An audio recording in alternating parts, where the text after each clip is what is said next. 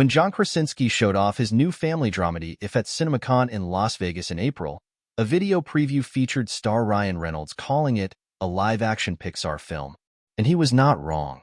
Written, directed, produced, and also starring Krasinski, it follows Kaylee Fleming's Bee, a young girl going through a tough time when she discovers she has a kind of superpower. She can see everyone's IFs, or imaginary friends. As kids grow up, they lose the ability to see their IFs, but BEA's adult neighbor, Cal Reynolds, still can.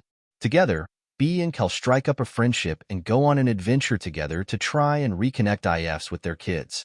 The IFs, which come in a variety of shapes, sizes, species, and colors, all feel like something conjured up by Pixar, but it's the film's heartfelt emotion, overall message, and gut-wrenching twist that most evoke the poignant animated films of the studio's oeuvre, Inside Out's Bing Bong. Anyone?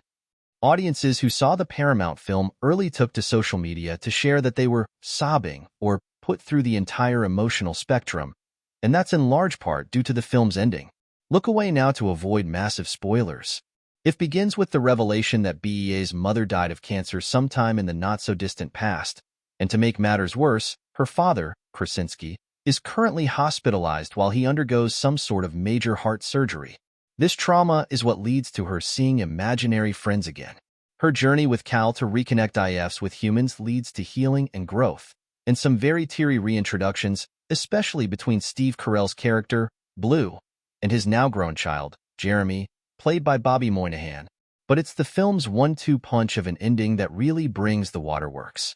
First, BEA's dad wakes up from a presumed coma after she tearfully tells him the story of her adventures with the IFs, whom she can no longer see by this point, and pleads with him not to leave her alone.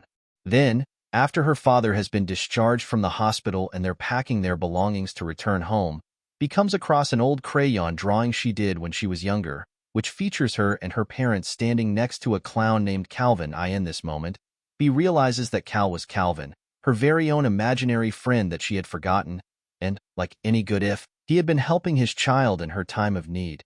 Even though she no longer remembered him, she returns to the attic apartment where she thought he had been living and apologizes for forgetting him, an act which conjures him up once more.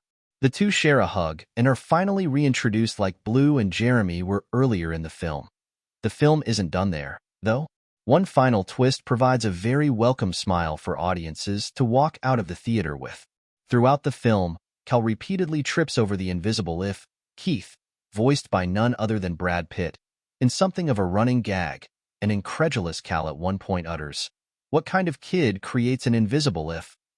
We find out exactly what kind of kid in the movie's final moments.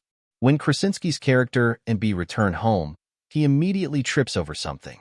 "Oh, hi, Keith," he says without missing a beat, making it clear that he was, in fact, that kid with the invisible if all along.